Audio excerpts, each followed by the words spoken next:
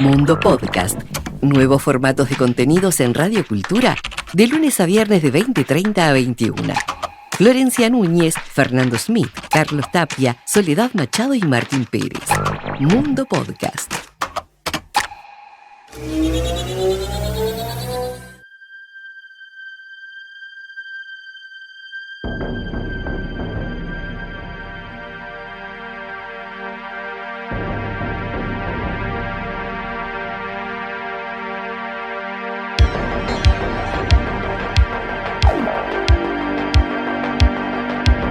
Para este episodio me senté a conversar de nanotecnología con Maya Mombrú Frutos.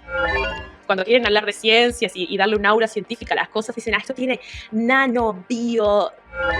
Es la manipulación de la materia a escala nanométrica. La nanociencia vendría a ser lo que estudia la materia a escala nanométrica y la nanotecnología es más bien la disciplina que se encarga de manipularla. ¿Qué es la escala nanométrica? Básicamente, la materia generalmente nosotros lo vemos a una escala lo que llamamos macroscópica, que nosotros podemos observarla con nuestros ojos, simplemente. Cada vez las cosas se van haciendo más chiquitas cuando nosotros estamos hablando de una escala nanométrica. ¿Cuándo llegamos a ese nivel? Es algo nanométrico que tiene unos pocos nanómetros. O sea, nosotros tenemos metros, centímetros, milímetros, tenemos micrómetros también, que hablamos muchas veces de eso, y después también, por ejemplo, hay nanómetros. La distancia de nanómetros es más o menos la millonésima parte de un pelo. O sea, imagínense como un pelo, pero tienen que dividirlo 1.000.000 de veces. La nanotecnología lo que nos permite a nosotros es manipular la materia a ese tamaño tan chiquito. Cuando hablamos de nanotecnología siempre vamos a estar hablando de algún tipo de microscopio que nos ayudan mucho. Lo bueno que tiene la nanotecnología es que podemos descubrir nuevas propiedades de materiales de los que de repente ya pensamos que sabíamos todo. Hoy en día muchos de los avances que se hacen en nanotecnología son inspirados en la naturaleza, en cosas que se ha logrado estudiar y determinar cómo funcionan. Hay muchas y hay algo importante saber es que la nanotecnología es algo que permea todos los campos de investigación. Es súper interdisciplinar porque toca la medicina, la electrónica, la astronomía, todo, la biología, no sé, todo.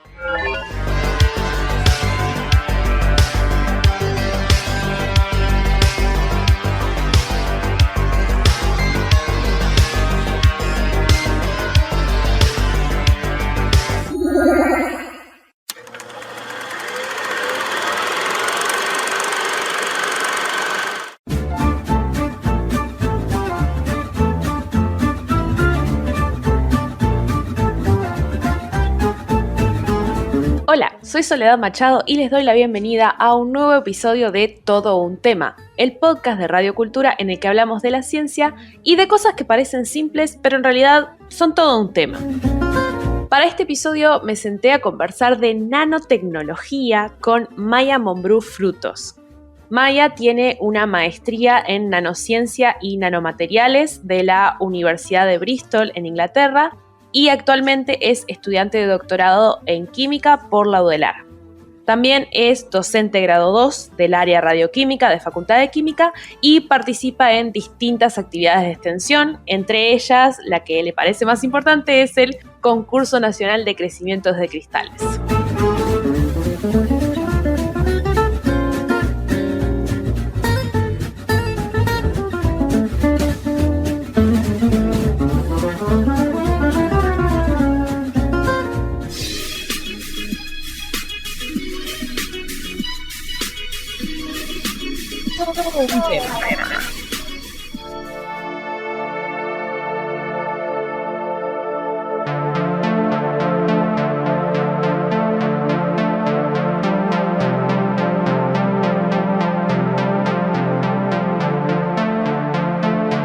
Bueno, Maya, bienvenida. Muchas gracias por regalarnos tu tiempo. ¿Cómo estás? Bien, muchas gracias por invitarme, por tenerme acá. Ando con un poco de calor, pero bien. Sorpresa.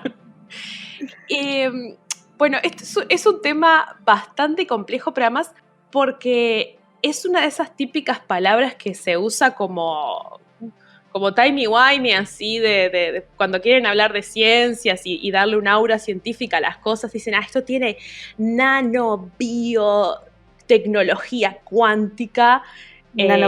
Nanobots, siempre en las películas de superhéroes, si la solución no es la física cuántica, es nanotecnología. Pero, ¿qué es la nanotecnología? Bien, La definición más corta y simple es que es la manipulación de la materia, o sea, a escala nanométrica. La nanociencia vendría a ser lo que estudia la materia a escala nanométrica y la nanotecnología es más bien la disciplina que se encarga de manipularla. Ahora, ¿qué es la escala nanométrica? Porque, ¿a qué me refiero con esto?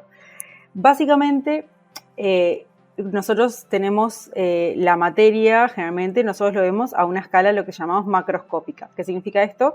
Que nosotros podemos observarla con nuestros ojos, simplemente. Pero lo que nosotros podemos observar con nuestros ojos tiene obviamente un límite.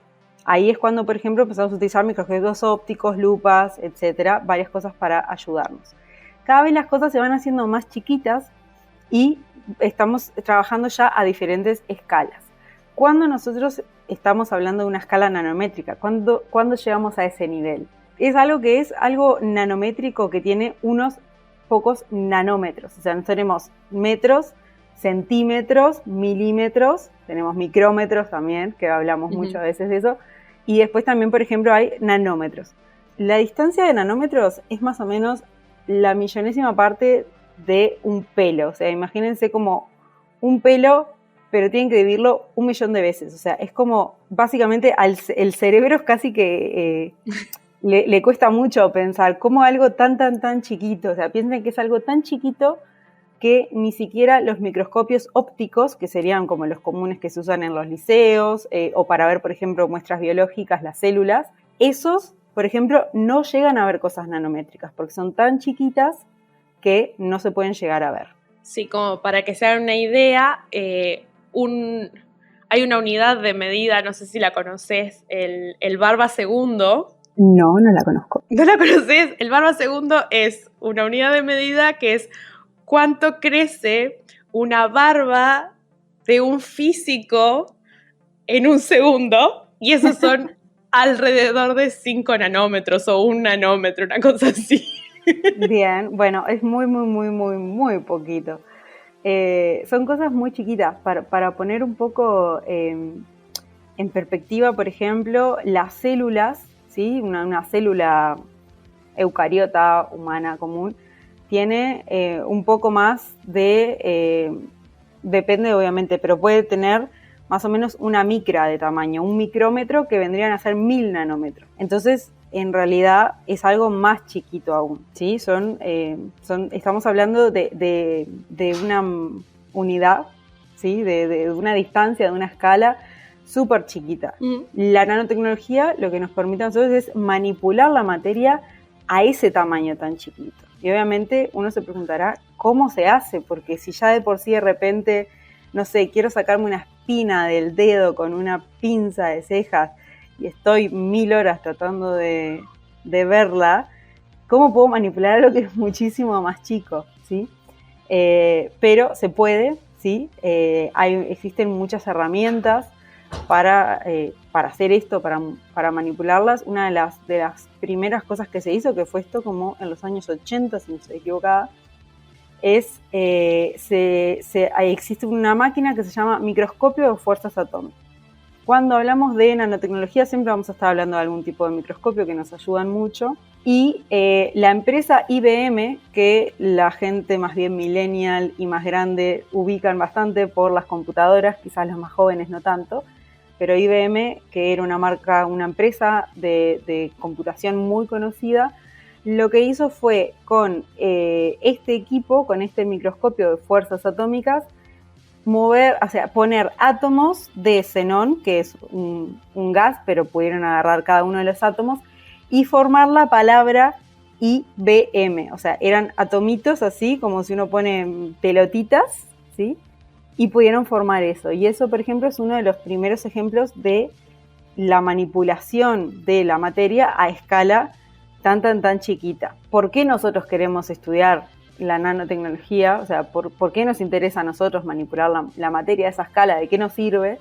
Si bien lo escuchamos en todos lados, pero es porque la principal ventaja, no sé si ventaja, pero el principal interés de manipular la materia a esa escala es que la materia cambia sus propiedades. Entonces, no es lo mismo, por ejemplo, un metal, si yo tengo en lo que nosotros decimos en grande, ¿sí? En inglés se utiliza mucho la palabra bulk, que por ejemplo un anillo de oro, ¿sí? Como tengo acá, que me regaló mi abuela para los 15. El oro es fácilmente reconocible, es brillante, es dorado, ¿sí? Nosotros sabemos cuando estamos hablando de oro. Pero el oro nanométrico, ¿sí? Cuando el oro se forma en partículas muy, muy, muy chiquitas, tienen unos efectos electrónicos. Saben que los metales conducen la corriente, entonces tienen los electrones libres. Y eso, al estar confinado en un espacio tan chiquito, lo que hace, por ejemplo, es que cambie las propiedades ópticas, y eso en que se traduce en que cambia el color. Entonces, eso es como el ejemplo más clásico y básico, pero lo bueno que tiene la nanotecnología es que podemos descubrir nuevas propiedades de materiales de los que de repente ya pensamos que sabíamos todo, pero capaz sabíamos, igual nunca se sabe todo obviamente, ¿no? Pero sabíamos mucho a tamaño macro, pero no a tamaño nano. Y entonces eso puede hacer que salgan propiedades nuevas e interesantes que nos permitan a nosotros hacer nuevas aplicaciones o mejorar dispositivos o, por ejemplo, utilizarla en diferentes cosas. Es como mejorar la medicina.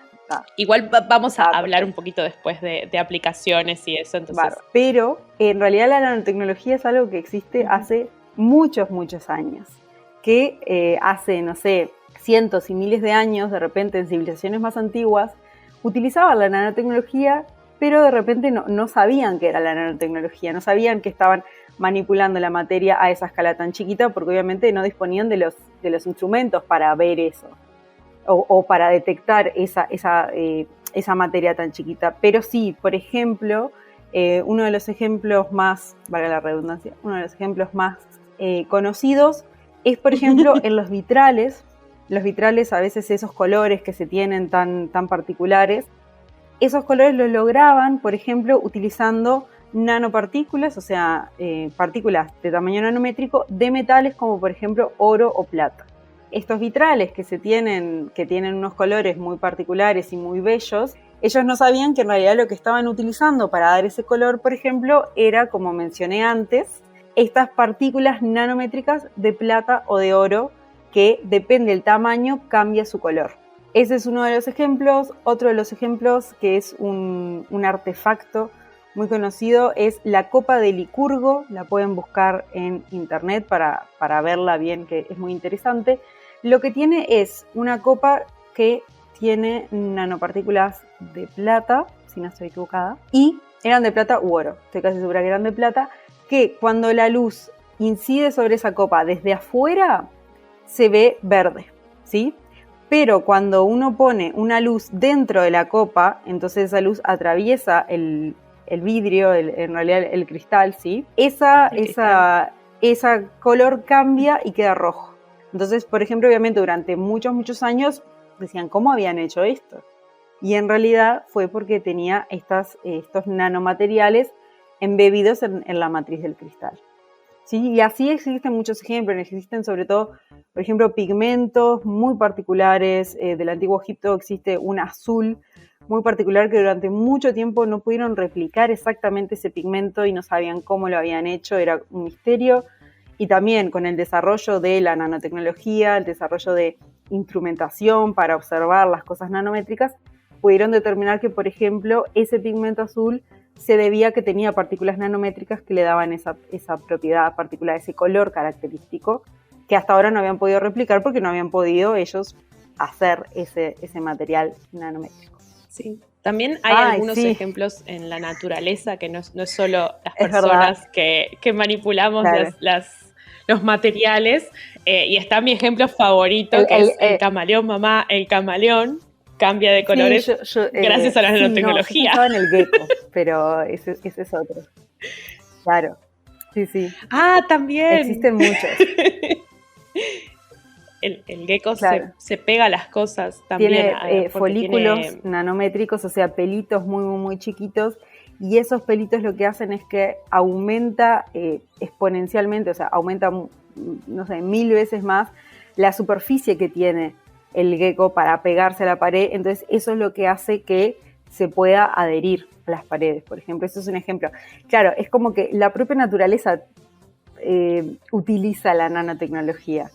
Es más, hoy en día muchos de los avances que se hacen en nanotecnología son inspirados en la naturaleza, en cosas que se han logrado estudiar y determinar cómo funcionan. Por ejemplo, otro ejemplo clásico que lo utilizamos nosotros en algunas actividades que hacemos demostrativas son las hojas que repelen el agua. Ese es un mecanismo que tienen algunas hojas, por ejemplo, las hojas de brócoli, lo pueden ver, que si uno le tira agua quedan como forma de pelotitas las gotas. O sea, las gotas no penetran a esa hoja. ¿Y por qué es esto? Porque también tienen una estructura nanométrica que lo que hace es que esa agua se vea repelida, y lo que permite es que esa agua que se ve repelida arrastre, por ejemplo, polvo, partículas, cosas que pueden ser nocivas para la planta. Entonces es un propio mecanismo de defensa. A partir de eso, por ejemplo, inspirado es que existen las telas que hoy en día son cada vez más comunes, que se pueden, por ejemplo, recubrir en sillones o manteles que no se mojan. Esas telas hacen uso de la nanotecnología en algo tan cotidiano como tener un mantel y hacer que cuando se me cae la botella de Coca-Cola no sea un desastre y pueda simplemente con un paño arrastrar ese líquido y sacarlo. Ahí va. Y además de tener aplicaciones en manteles, tiene un montón de otras aplicaciones en la nanotecnología, y por eso también es un campo tan fértil de estudio, porque es como pensábamos que conocíamos, la materia y sus propiedades, y acá tenemos toda un área nueva para descubrir y buscar aplicaciones y usos nuevos, y es re interesante. ¿Nos puedes contar un poco de alguna aplicación que a vos te guste personalmente y te haga feliz? En realidad pasa que hay muchas, y hay algo importante saber, es que la nanotecnología es algo que permea todos los campos de investigación. Es súper interdisciplinar porque toca la medicina, la electrónica, la astronomía, todo, la biología, no sé, todo. Me quedo corta.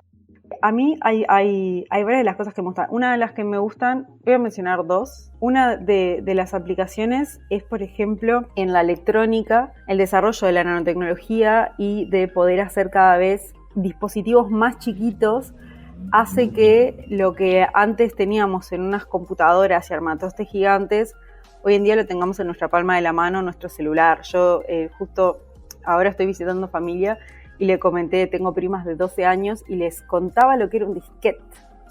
Acá de vuelta, para los millennials and up, se van a acordar lo que es el disquete o el disque, como le quieran decir, y que guardaba, creo que es 1.44 megabytes. Obviamente, además era otra tecnología, no era una disca, era un disco, era magnético, pero la capacidad de almacenamiento que ha crecido de una forma ridícula. Antes no se hablaba de gigas adentro de una computadora. Hoy en día tenés gigas adentro de un celular. Hoy en día tenés un disco externo que tiene terabytes. Es como cuando uno lo piensa, las memorias chiquitas que entran en la punta, en la yema de un dedo, por ejemplo. Sí, entonces eso básicamente se debe gracias a la nanotecnología, al desarrollo de poder cada vez achicar esos dispositivos, porque estamos trabajando con nanomateriales, ¿sí? Estamos haciendo esos materiales y de repente descubrir propiedades de algunos materiales que permiten que eso sea tan chiquito que, se pueda utilizar. Y después un ejemplo que es también como bastante esos ejemplos de libro, y una palabra que ha aparecido bastante últimamente, que es el grafeno, que muchos lo han escuchado por las teorías conspirativas de las vacunas y de la pandemia. ¿Qué es el grafeno? ¿Qué es esto? El óxido de grafeno. Ustedes vieron lo que es un lápiz. Un lápiz, cuando escriben, tienen un grafito, o los lápices mecánicos también. El grafito lo conocemos todos, lo que usamos para escribir. Es un material que se rompe bastante fácil, es un material que nos permite escribir porque va como dejando pedacitos del material, va dejando capitas. Entonces eso es lo que nos permite escribir. Y el grafito básicamente es carbono. Es carbono que está organizado, los átomos de carbono, en capitas, ¿sí? Entonces esas capitas lo que hace es se van desprendiendo, por ejemplo, cuando yo escribo, entonces hace que queden en el papel y me quede escrito. El carbono se puede organizar de muchas formas. El carbono, por ejemplo, también se puede organizar de una forma mucho más intensa y fuerte en las 3 dimensiones y se forma lo que es el diamante. Entonces eso, ven que no tiene nada que ver el grafito con el diamante. Y acá estamos hablando de cosas macro, cosas que nosotros podemos ver. Ahora, ¿dónde está lo nanotecnológico acá? Si nosotros, por ejemplo, podemos, volviendo al grafito que tiene estas capitas, podemos sacar una sola de esas capitas, que es una capa que tiene solo átomos. O sea que imagínense que más chiquito que nano todavía. Estamos hablando de una escala más pequeña. Esa capa lo que tiene es que en sus átomos, dentro de la capa, está unido con enlaces bastante fuertes, pero entre las capas están unidos con enlaces débiles, o sea, atracción débil. Entonces por eso yo puedo sacar esa capa sola. Y esa capa sola lo que hace, por ejemplo, es que es flexible porque es como una gran capa muy finita y se puede utilizar, por ejemplo, en recubrimientos. Entonces hace, por ejemplo, raquetas de tenis, bicicletas que tienen recubrimientos de grafeno y hace que sean súper resistentes a rayones, a roturas, a todo. Ahora, el grafeno también, algo interesante es que puede llegar a tener bajo determinadas condiciones propiedades semiconductoras, o sea, puede llegar a ser utilizado como un material semiconductor. ¿Qué es un material semiconductor? Es un material que conduce la corriente eléctrica bajo determinados estímulos. No siempre, si está ahí solito, no conduce la corriente. Pero si yo le doy algún estímulo como luz o lo conecto a una fuente de voltaje o algo, bueno, puede ser que ahí sí conduzca la corriente. ¿Con un grafeno se puede hacer un microchip? No. Por lo menos no de la forma que lo están diciendo tan vocalmente alguna gente en redes sociales, ¿sí? Así que es algo que no se encuentra en las vacunas, por las dudas. Sí, y si existiera, tendría que tener batería y no hay nada que le dure la batería más de 3-4 días. O sea, tiene que ser un Nokia 1100 nomás. El grafeno como tal, un material como tal solito, nunca va a funcionar para una aplicación. Siempre las aplicaciones conllevan que yo el material o el nanomaterial, ¿sí?, lo ponga en un dispositivo, lo conecte a algo, llega a una fuente de alimentación de energía, sea que lo pongo y si eso produce su propia energía, tengo que sacar esa energía de alguna forma. Entonces, siempre en los dispositivos, en las cosas, sobre todo esto que hablan, porque grafeno dicen que es como un chip, que todos vamos a estar con chips y el 5G, también, mentira. Lo que hace es que es importante saber eso, que el grafeno, aunque te inyecten grafeno solo, no va a hacer nada solo, por sus propios medios. El grafeno es un material, es como que, no sé, es como un auto. Yo tengo las chapas del auto solas no van a hacer que yo ande. Yo necesito las ruedas, que esté conectado, un motor, tengo que tenga nafta. Entonces, bueno, es importante tener un poco a veces cuando las cosas no se conocen, es muy fácil que la población en general, que no conoce lo que es el grafeno, diga, bueno, esto puede ser cualquier cosa. Y en realidad, bueno, con un poco de investigación, algunas búsquedas de Google, un poco de Wikipedia, en este caso no se necesita mucho más que eso, no se necesita tener un doctorado para saberlo. Es algo que no hay que tenerle miedo. O sea, sí, como todo, puede tener aplicaciones nefarias, por supuesto, pero por sí solo no va a hacer nada. Solo porque me gustó mucho la sí. analogía del auto. El vidrio del auto solo no te va a llevar a ningún lado. Exactamente. Y bueno, y todo esto que hablamos de nanotecnología y microscopios y toquetear átomos suena a cosas que se hacen en Europa y Estados Unidos, pero como se habrán imaginado las personas que están escuchando, vos estás haciendo investigación, así que por lo menos hay una persona en Uruguay estudiando en el área. Y me gustaría saber un poco en qué se anda y por qué se estudia nanotecnología en Uruguay. Más que una persona, hay varias personas. Además, como digo, es una disciplina que toca tantos ámbitos que si bien yo, por ejemplo, estoy más bien en el área tecnológica de dispositivos electrónicos, hay gente que está en nanomedicina, hay gente que estudia nanotecnología para remediación de aguas, por ejemplo, lo que se utilizan nanomateriales para purificar aguas, hay gente que está haciendo estudios sobre eso, hay otra gente que hablaba de nanomedicina, por ejemplo, utilizar nanomateriales para tratamiento para el cáncer, eso se está también investigando una compañera mía. Hay gente que está haciendo nanomateriales para celdas solares, para poder producir energía de forma más renovable a partir de la luz del sol. Existe, de los que me estoy acordando ahora, sí, más cercanos, pero en realidad existe mucha gente. Tengo otra compañera, por ejemplo, que es muy interesante esto. Ella utiliza bacterias y hace que utiliza las bacterias, unas bacterias en particular, como una máquina. Entonces, ella le da unos precursores, o sea, unos compuestos que tienen plata y hace que básicamente sus bacterias hagan caquitas que sean nanopartículas de plata. Dicho así como de forma muy... Entonces, ella utiliza esas bacterias para producir nanopartículas de plata. Entonces hay como muchos lados. Por ejemplo, yo trabajo en la síntesis. ¿Qué es esto? Yo creo los nanomateriales. Yo agarro, como mi formación es en química, yo mezclo diferentes sustancias y bajo determinadas condiciones hago que se me formen, por ejemplo, palitos de un material que yo quiero en particular de tamaño nanométrico. Y esos palitos después los pruebo, por ejemplo, a ver qué pasa si les llega la luz, si ellos conducen la corriente. Entonces, para eso armo un dispositivo, si los palitos solos, hablando como el tema de grafeno, los palitos solos no hacen nada. Yo tengo que armar un dispositivo prototipo y medir y ver las propiedades. Entonces, hay muchas cosas. También tenemos acá, nos valemos de muchos instrumentos que tenemos en Uruguay. Algunos tenemos que salir al exterior, obviamente, algunos un poco más sofisticados.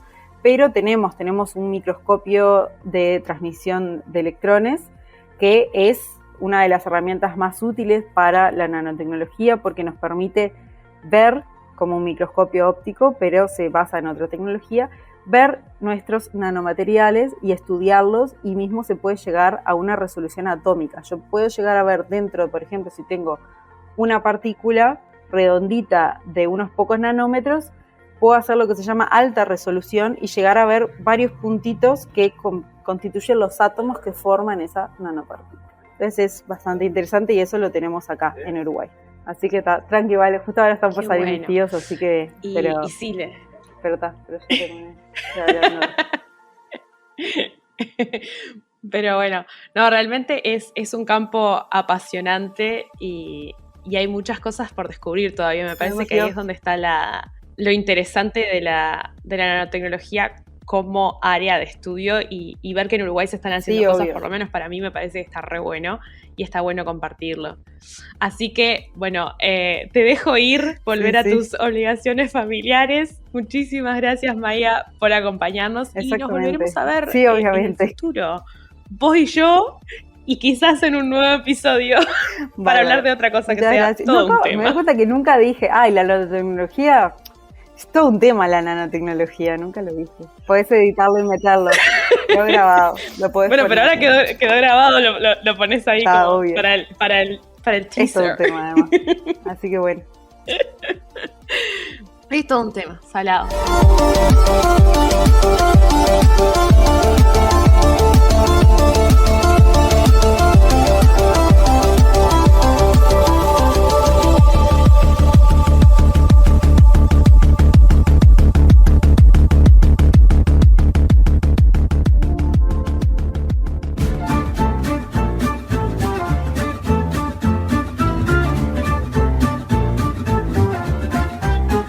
Muchas gracias por escuchar este episodio de Todo un Tema. Nos encontramos la semana que viene para hablar de biodiversidad, que es todo un tema.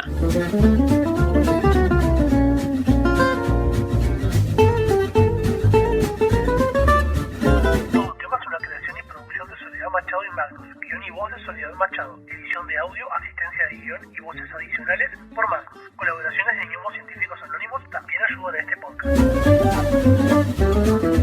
como Aldo Ernesto Lombardi Gutiérrez fue herido en la realización de este podcast. Se trata de un hombre ficticio y nos disculpamos sinceramente si existe tal persona y se dedica a la ciencia y está todo el día encerrado en el laboratorio.